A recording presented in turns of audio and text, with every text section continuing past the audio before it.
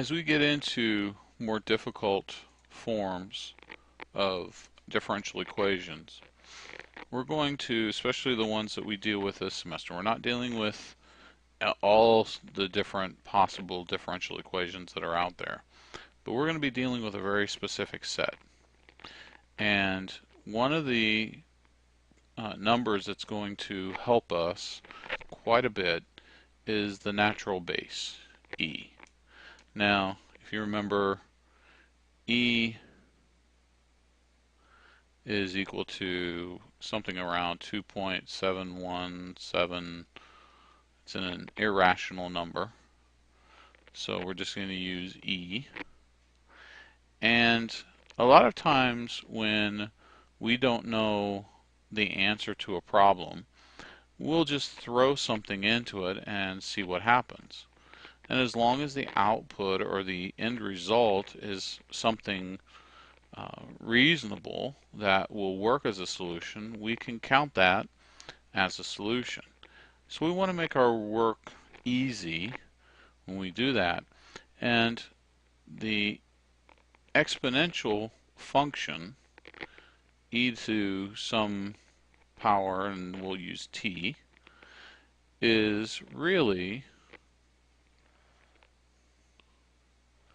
the best one to use.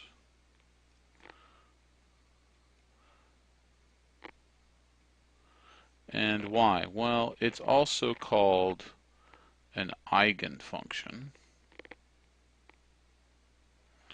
And that's just a fancy word to say that the result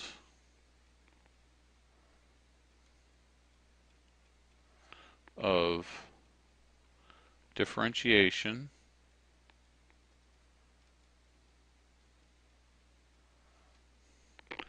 or integration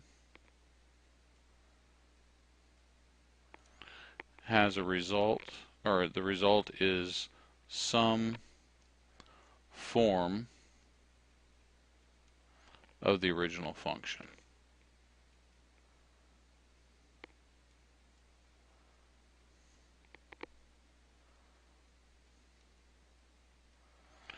So what that means is if I have dt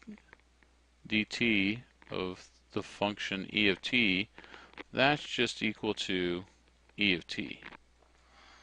And if I want to take the integral of e to the t dt, that's just e to the t. So these are really easy to integrate and differentiate, and that's why we like these.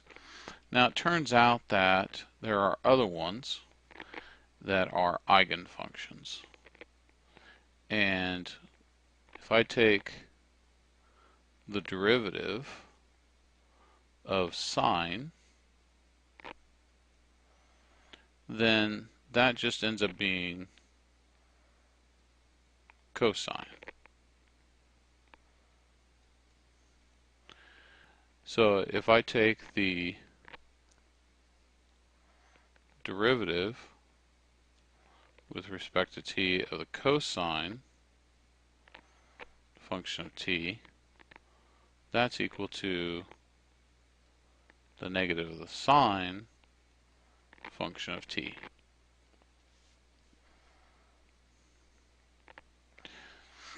Now, you can see that sine and cosine are just phase-shifted forms of each function. You can express sine and cosine in terms of each other. So in effect, these are also eigenfunctions. Now it turns out that there is a connection between the exponential function, the sine function, and the cosine function. And this was found by, well, one of many people, but it's been attributed to a gentleman named Euler. So Euler's function,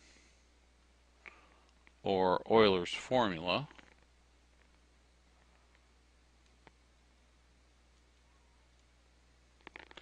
and that is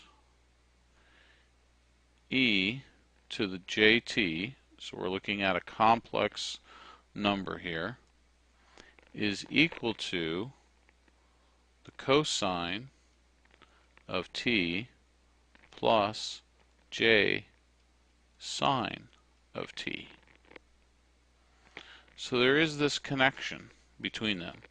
Now you might wonder, how do I come up with this? Well, take the Maclaurin series of e to the jt and take the Maclaurin series of cosine of t and the Maclaurin series of sine of t and see what you get.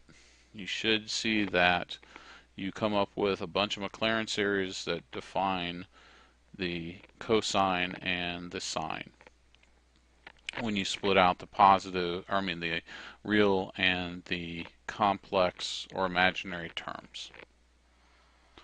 Now we can expand Euler's to a complex quantity. So if I have e to the a plus bj quantity times t, then that's going to be equal to e to the at times e to the bjt. Remember, I'm using rule of exponents, and that's going to be equal to e to the at times cosine bt plus j sine bt.